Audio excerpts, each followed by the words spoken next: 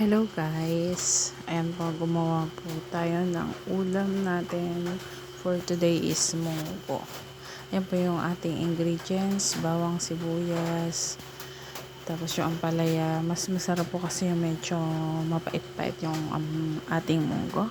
Ayan, nilaga ko po muna yung munggo. Ayan siya guys, pinapalambot ko siya guys para konting luto lang okay na yung ating munggo.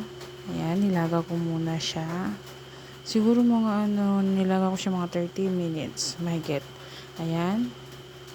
Nilagyan ako ng mantika, tapos bawang. Ayan, ginisa ko na siya guys. Ayan, pag medyo brown na siya, lagyan natin sibuyas. Ayan na yung sibuyas. Lagay tayo guys ng sibuyas. Pag golden brown muna natin siya.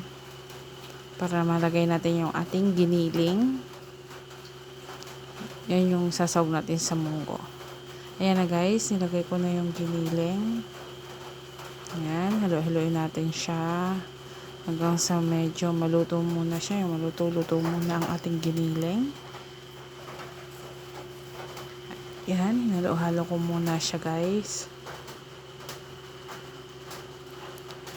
Para lumabas yung ang mantika ng giniling, para masarap pa siya sa munggo.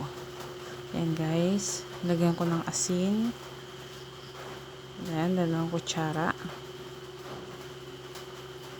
Tapos sinalo ko na. Tapos ayan, nilagay ko na yung munggo. Siya guys, nilagay ko na yung munggo.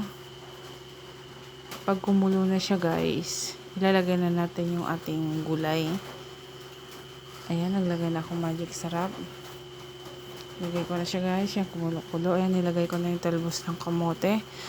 Pwede naman siya guys, ilagay yung talbos ng kamoteng gulay. Kasi yan yung lagi namin nilalagay pag ako nagluluto, kasi pag wala kami ibang gulay, yan yung nilalagay ko sa munggo or kangkong. Masarap siya guys.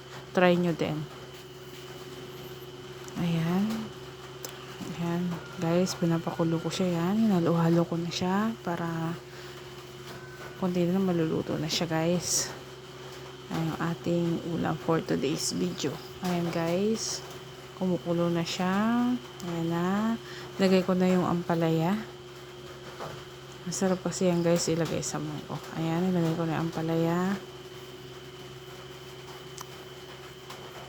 Ayan. Ayan, palambutin natin yan. Ayan, nilagyan ko siya guys ng chili green kasi marami kaming chili green sa ref. Ayan siya guys. Halo-halo ko na. Ayan. Malapit na siya maluto guys. Ayan. Malapit na ang ating munggo. With gulay. Ayan. Maraming gulay yung nilagay natin para masarap. Masustansyang gulay sa atin.